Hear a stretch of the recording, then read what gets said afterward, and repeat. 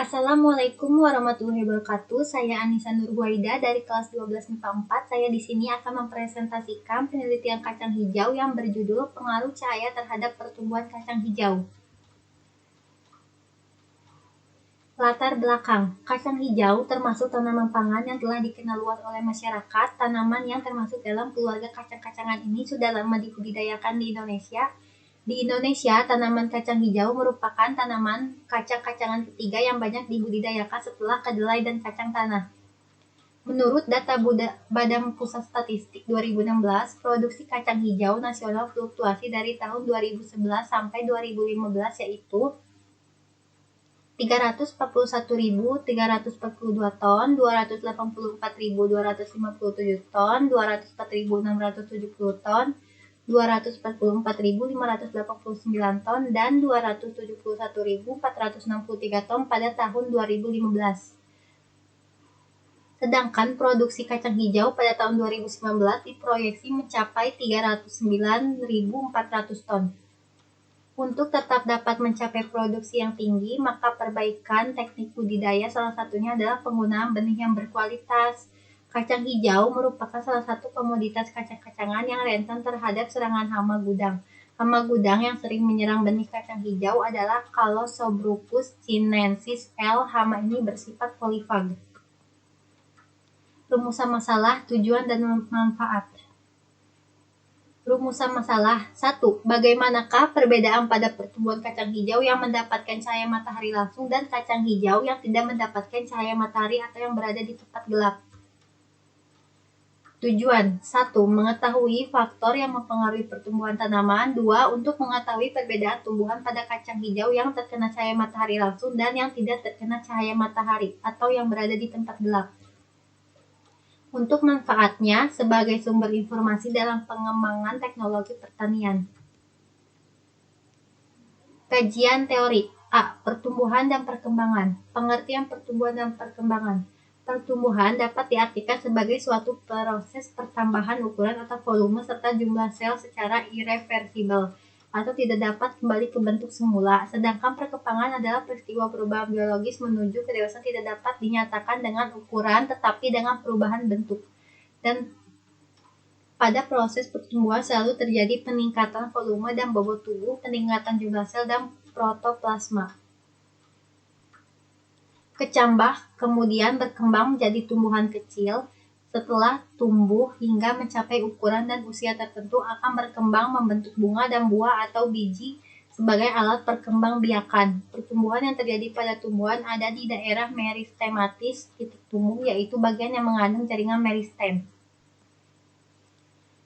Di sini ada faktor-faktor yang mempengaruhi pertumbuhan dan perkembangan. Ada dua, yaitu faktor internal dan faktor eksternal. Untuk faktor internal, 1. Gen, 2. Hormon yang dapat memicu pertumbuhan dan perkembangan tumbuhan. Di antaranya sebagai berikut: auksin membantu perpanjangan sel, giberellin pemanjangan dan pembelahan sel, sitokinin untuk menggiatkan pembelahan sel, etilen mempercepat buah jadi matang, asam traumalin merangsang pembagian sel di bagian tumbuhan yang luka. 3. Kalin merangsang pembentukan organ tumbuhan. Di antaranya ada rizokalin untuk pembentukan akar, aulokalin untuk pembentukan batang, filokalin untuk pembentukan daun, dan antokalin untuk pembentukan bunga. Faktor eksternal ada air, suhu atau temperatur lingkungan, kelembapan, cahaya matahari, dan nutrisi. Metodologi. Tempat penelitian yang saya lakukan yaitu di rumah, alamat BTS Sumur Buang, Blok C, nomor 124. Tanaman tempat terang saya menyimpan di halaman luar, dan untuk tanaman gelap saya menyimpan di dalam ruangan atau di ruang tamu. Untuk waktu penelitian ini dilaksanakan pada tanggal 22 Juli sampai 5 Agustus. Bulan Juli awal semester 1 tahun 2021. Alat dan bahan penelitian. Untuk alat ada pot, penggaris, lidi, plastik, kamera, dan bahan kacang hijau, tanah, pupuk, air. Langkah-langkah percobaan.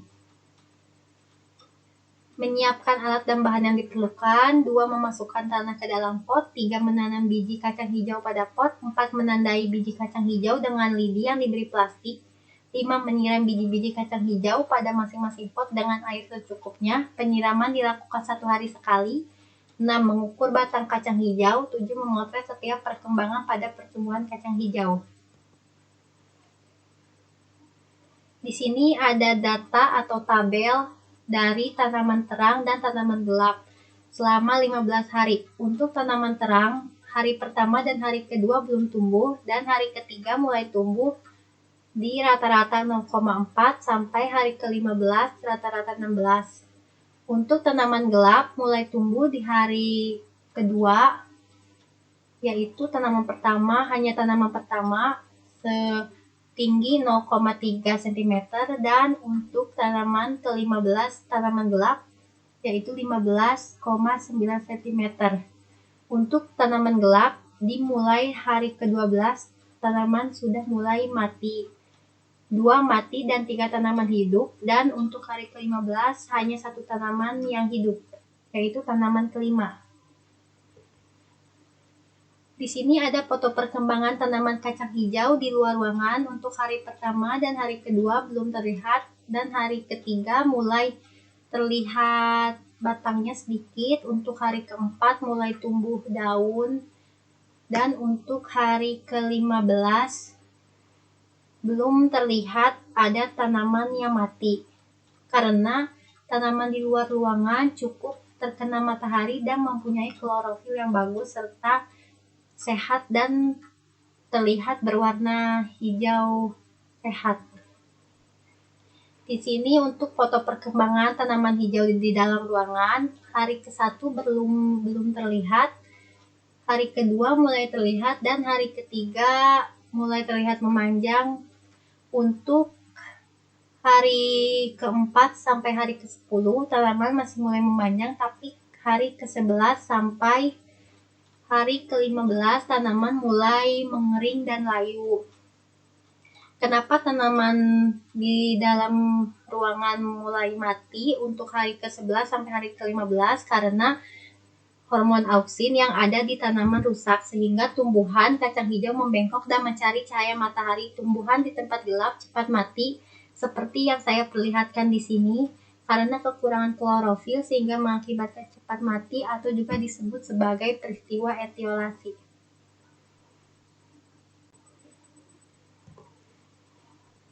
Selanjutnya ada video pengamatan yang saya ambil ketika saya mengukur dan merawat tanaman kacang hijau.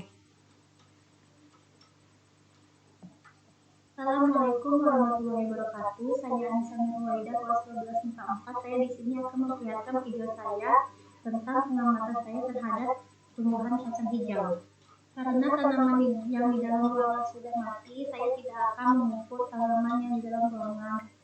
Di sini saya hanya akan mengukur 5 tanaman kacang hijau saja.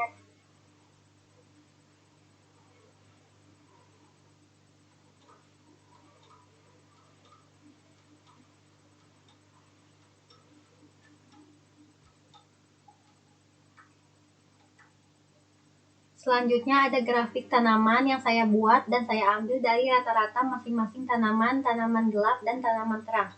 Untuk yang berwarna oranye itu adalah tanaman gelap, dan yang berwarna biru adalah tanaman terang. Bisa dilihat di sini.